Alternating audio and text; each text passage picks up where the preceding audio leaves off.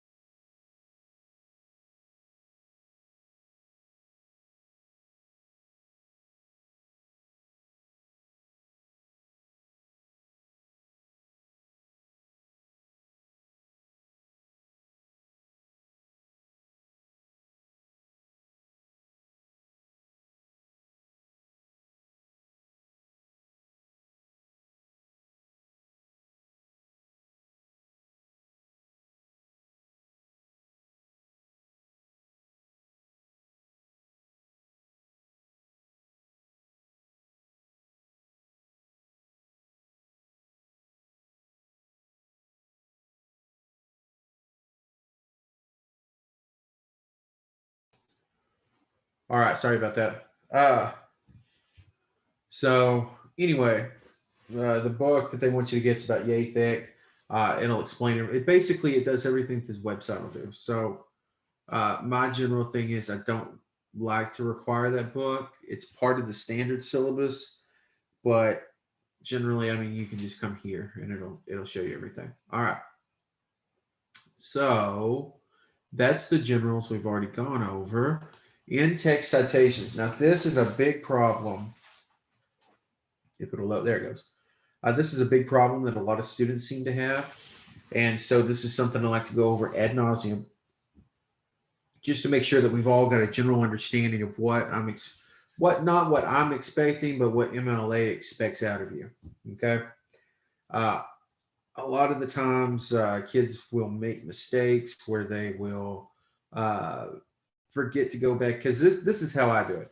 When I write a paper, uh, I will have an in-text something at the end that'll basically it'll kind of look like this, to be honest with you. It'll have like print, web, DVD, or it'll say like article one, article two. Each paper is different when I write something academically. So it'll go on and on and on like that as I write the paper because I don't want to sit there and worry about doing the proper format for how to do my in-text parenthetical citations. So I will leave a placeholder. What I admonish students against is don't forget to go back in and put those in. I've had students that have turned in papers that had nothing on it to indicate an in-text citation, and they wind up getting zeros. Now, obviously, you can read the paper and you can see where it's meant to have an in-text citation, but without that, I don't know where it came from. I don't know what it goes to. I just know that it looks like you wrote something that should be accompanied by a parenthetical citation, and it doesn't.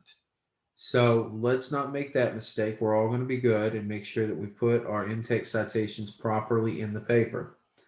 Now, what do I mean when I say a parenthetical citation? Let's get down here and we'll take a look.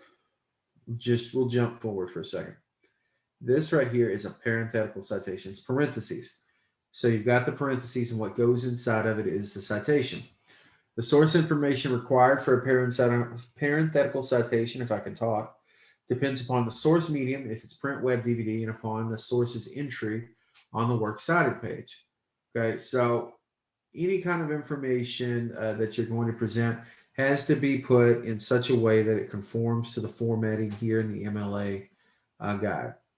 So we will jump down here and we'll go over something basic. So if you're going to have an article or a book that has an author and a page number or something like that, that's what this is, author page style.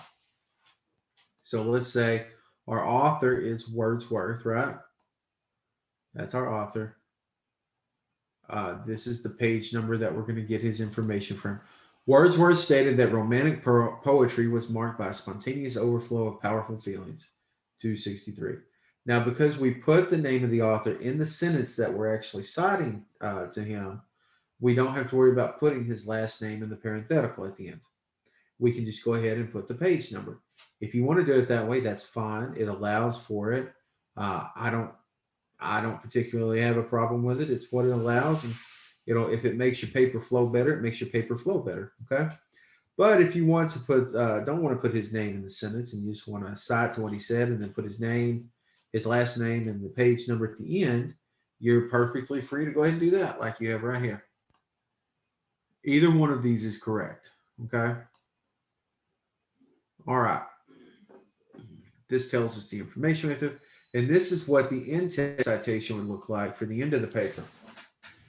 Or not the in-text, sorry. This is what the works cited entry would look like for the end of the paper.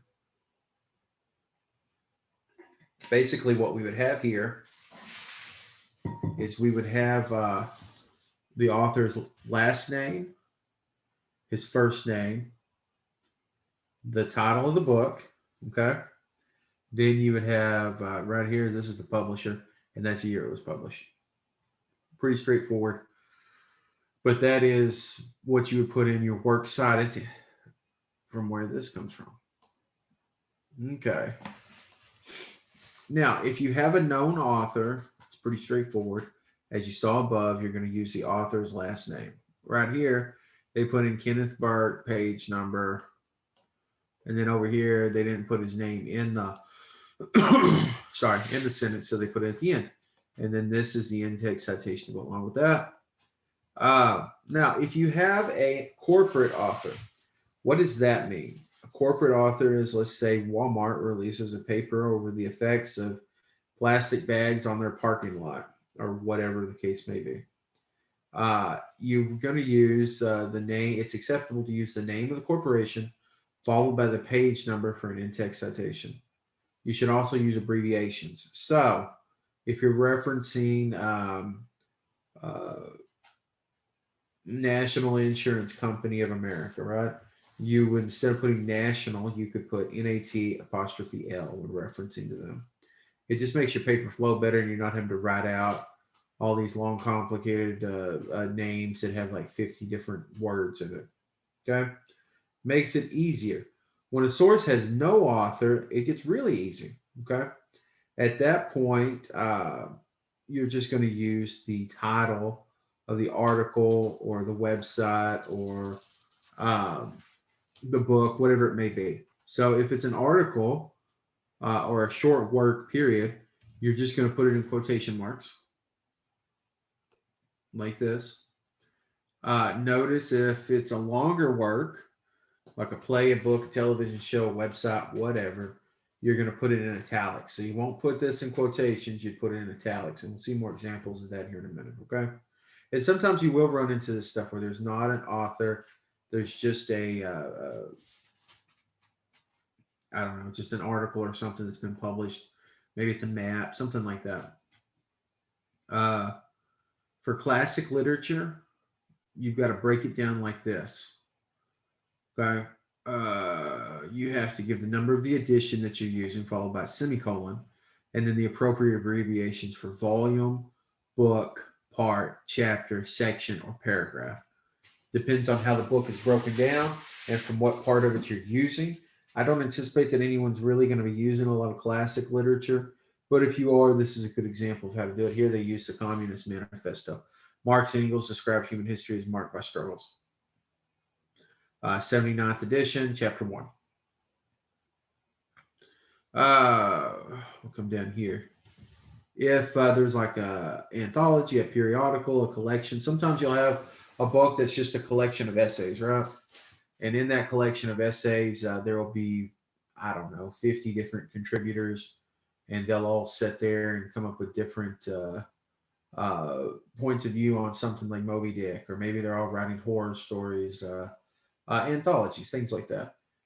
Could be a grouping of essays used to teach literary diversity. Who knows? So basically, in that instance, all you're going to do is cite to the author's name and the page number it comes from. Uh, so, for instance, here they're citing Albert Einstein's article, "A Brief Outline of the Theory of Relativity," uh, which was published in the looks like the book Nature in 1920.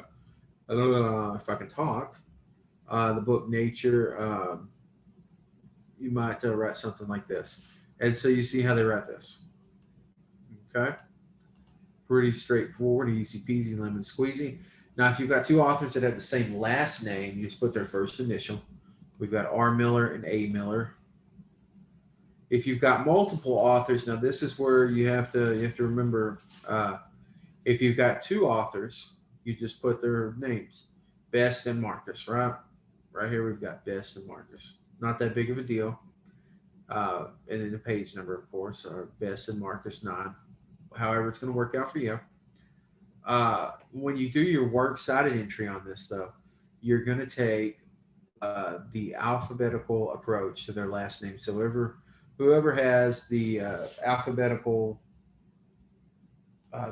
listing is going to go first. So first here would be Best over Marcus because B comes before M in the alphabet. So we would have Best David. You always put their last name first, followed by a comma.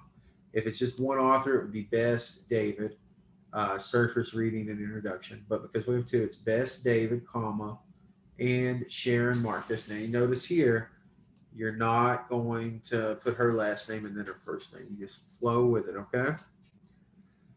All right. Easy peasy lemon squeezy. If you're going to have a source with three or more authors, what you're going to have to do is you're going to change it around to this right here.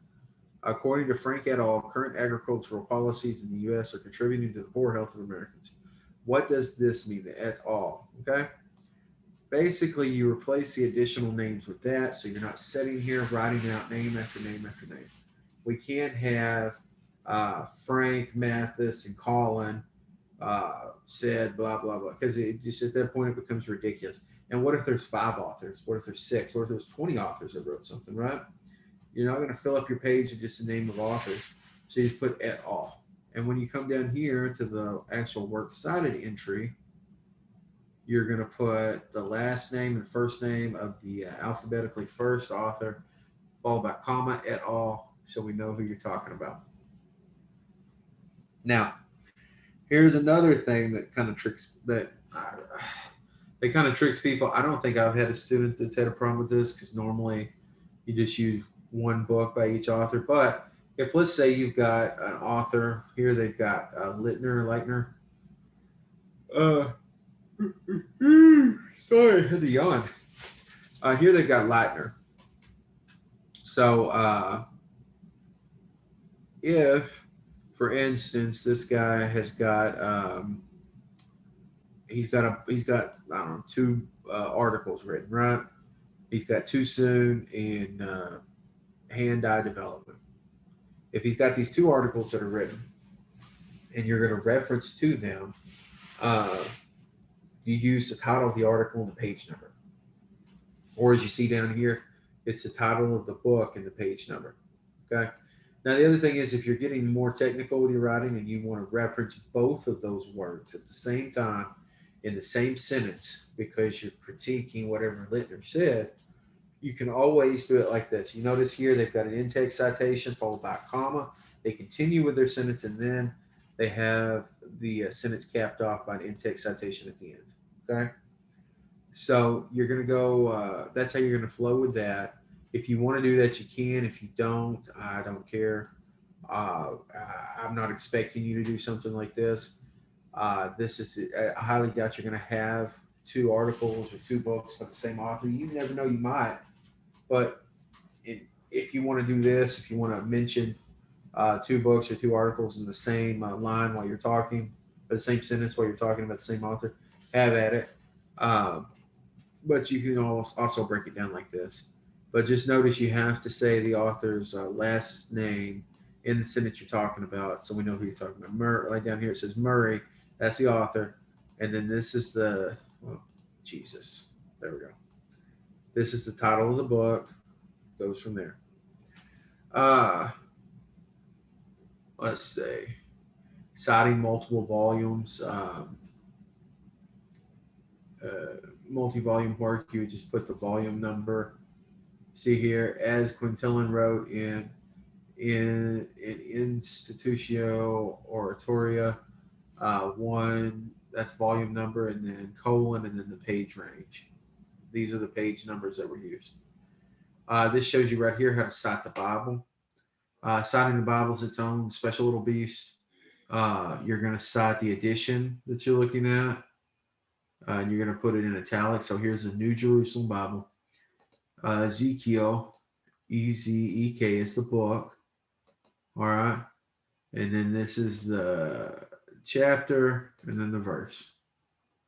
And then you notice Ezekiel's been abbreviated, right? So Ezekiel gets abbreviated because like we were talking about corporate authors up above, when we're writing, we want to make sure it flows. You don't have to spell out Ezekiel because there's an abbreviation that's commonly accepted for it. If you find that there's a word that there's an abbreviation, excuse me, excuse me. If you find that there's an abbreviation that's acceptable, just use it. Okay, you're not going to be counted off for that. That's what you're supposed to do. Now, here's the other thing. Once you have already said this whole thing right here, all right, we don't waste space in our papers. Once you have already done this in-text citation, if later in your paper you want to reference if you want to reference the same edition of the Bible that you're using, you would just use this right here. That's all you'd use. That's all you'd have to put in your in-text citation. See down here, they've already referenced the New Jerusalem Bible, Book of Revelations. So now they have to put Rev, which is Revelations 4.6-8. All right. If you're going, this is okay. So here's the thing. This is kind of controversial. And this is what I would prefer you do this a different way. But if you're going to quote something that's inside of another work, so you get an essay or a book where somebody quotes to Einstein, and you want to quote Einstein, right? You would say that Einstein, blank, argues that high schools are pressured to act as social service centers. Quoted in blank. This is where I got it from. Okay. Uh, and if you're rewatching this from the first class, I'm looking at this now. I may have said that backwards in the first class. So that's why I'm going to use this video as the for the YouTube channel for reference. Uh, Ravovich argues that high schools are pressured to act as social service centers, and they don't. Da, da, da. What I would prefer you do is if, let's say, we found Einstein inside Weissman, right? Einstein was talked about inside Weissman. Go find that article or book that was cited to that Einstein wrote, and take that article or book, bring it back, and just make that a new source for your paper. Let's not make this harder on ourselves than we have to. Just go ahead and the ad is like it just flashed and like startled me a little. Uh, just go ahead and bring that in, make it a new source. Now, obviously, if it doesn't, if it's something that doesn't fit in with your overall paper, use your noggin. You don't have to bring it in its entirety, but just make sure we don't want to make sure that it's Einstein's personal memoirs about what it's like being a clown juggler, and then you cite this one little sentence that Wiseman here cited. That would probably cause some issues. But generally, it'll be something that's very, very. If it was quoted by someone that you found, it's generally going to be something related to what you're talking about. So just go find the source, add to your works cited page. Easy peasy, lemon squeezy. Let's not make it difficult. This is citing transcripts, plays, and stuff like that. Read that at your own accord. If you have questions over that, give me a holler. Citing non-print source materials from the internet. Read that one at your. I mean, that's if you're gonna like reference a map. I highly doubt we're gonna reference a map in here. Okay. But if you have questions over that in particular, let me know. Miscellaneous non-print sources. Two types of non-print sources you may encounter are films and lecture. Okay. So here's how you would cite like a presentation. During the presentation, Jane Yates stated that da da da da da da. Okay. Notice you don't have an in-text citation. Okay. But you do have to indicate that it's a presentation. Up here, Warner Herzog's Fitzcarraldo. Fitzcarraldo. I don't know. I'm pronouncing it to the best of my ability. Klaus Kinksey, longtime film partner Klaus Kinksey during the shooting. Kinksey and Herzog are often at odds, but their explosive relationship fostered a memorable and influential film, if I can talk. So you see how they, this is how you basically cite it to a film.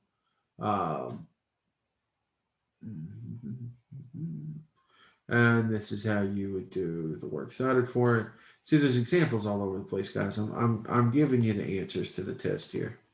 Just make sure that you read them, okay, and use them.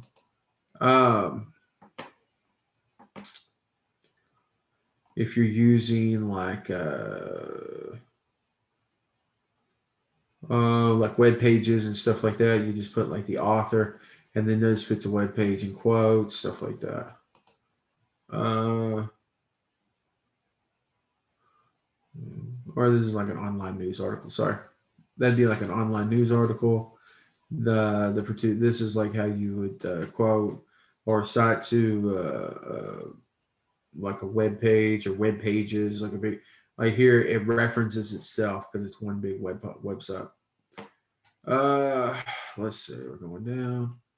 If you have multiple citations in the same sentence, just split them up by a semicolon. Again, I don't think that you guys are going to do anything with that. I think that's kind of outside your wheelhouse on these because I'm not asking you to do anything super complicated. Uh, go back up here.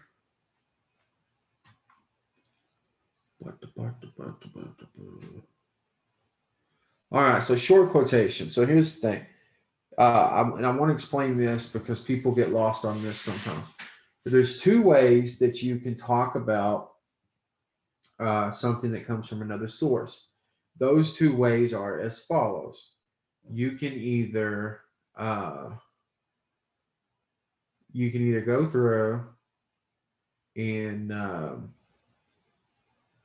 me see. Still looking through. Okay, so you can either go through. Oh, there it is. I was wondering why this wasn't showing up. I'm like, is something wrong with the web page? I pulled down. Okay. So you can either do this two ways. You can either have a direct quote from the article or the book that you're using. That's where you put it in quotation marks like this. Okay. Uh, Profoundness, vex personality. Folks, 184. I quit yawning. I feel like I need a nap at lunch every day.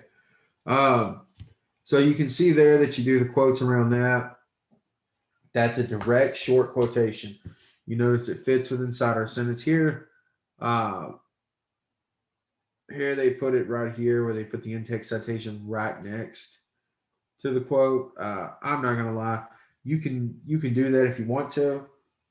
It's probably best just to put it at the end of the sentence. That way it'll flow better when I'm reading it and make more sense. But you can do that if you want. No points counted off. It's what they allow. Um, but this is a, short quote, fits inside a sentence. The other thing you can do is you can take someone's, like we went over a while ago. You saw the examples of the basic in-text citations. Some of those had quotations around them. Some of them didn't. Some of them are just where we rewrite what the author said so that it makes more sense for our reader, and we paraphrase it. I lost that word for a minute there. We paraphrase it. We don't have quotations around it. But if you want to quote it directly from the book, remember you can, and this is how you do it. Um, this is a long quotation. So if there is just absolutely a small paragraph out of a book or an article that you want to put inside of your paper that's going to help you make it flow, you set it up like this. Okay. Notice you don't have quotations. Notice you got punctuation and then the citation. This is what it would look like inside your paper. Your in-text citation for a long quote from a given work. Okay, it's got a couple of sentences in it. It goes on and on and on. This is obviously too big to just flop down in the middle of a sentence. Okay, so that's how you would do that. This is how you do it with a poem. Uh, if it'll scroll. There you go. Adding or omitting quotations. Now, this is something you're going to run into. Sometimes you're going to have a quote that just needs a little bit of help for reference to make sure that it fits in what we're talking about. Perfect example here. Jane Harold Brunvand is an essay on urban legend. In an essay on urban legends, states some individuals who retell urban legends make a point of learning every rumor or tale. Now, if you just read that as some individuals make a point of learning every rumor or tale, it's like, well, who are we talking about here, Jane or Jan? We don't. Who are we talking about? I don't know. Is that the reader? Is that the listener? Is that the storyteller? So we go in here with these brackets and notice the bracket, right?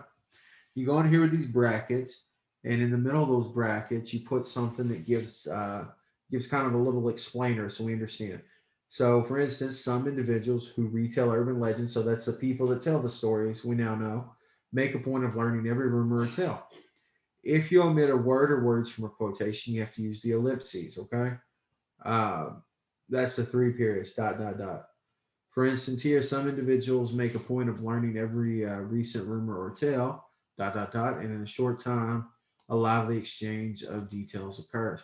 Now, what happened here was we went and looked at Jan's work, whoever wrote this. They went and looked at Jan's work. They determined that the middle of that sentence did not need to go in there because it didn't make any sense, didn't fit in with what we were talking about. Maybe it restated the first part or the last part. Who knows? Didn't want to have it. Okay. So what they did was they cut it out, and where they cut it out in the sentence, they just put the ellipses. Takes care of it. Wham bam, thank you, ma'am. We know that you took something out. Fits in better. Okay. That is what I want to go over today. On Wednesday, which should be in-person class. We pray to God it'll be in-person class. Um, we're going to go over the basics of books, periodicals, electronic sources, mainly how to do the works cited page.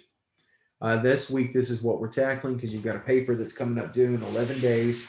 I want to make sure everybody's got a good and sound in their head on how I want these done. All right. Uh, Wednesday, we're going to go over that. And then following that, next week, we'll go over more. We'll go over more about how you refine your paper and get it down. So your second papers that you're going to turn in, uh, SA2, the one that you're going to turn in on 12, will look, sound, and feel much better um, than what they could be. Hold on, I'm trying to get the. There we go. All right. Somebody chatted. I didn't see it. Okay. Thanks, Miss Rader. All right. So that's pretty much what we're looking at this point. Um, if you have any questions, shoot me a holler, shoot me an email. Uh, Wednesday, we should have in person class. And I actually got a hold of tech support, so I will be able to use the main computer and the projector so we can go over this together on the big screen. We'll go from there. Um, Other than that, class is dismissed for today. If something comes up, give me a holler, okay? Any questions? None, sir. All right. Well, y'all take it easy. Thank you, sir. All right. Bye.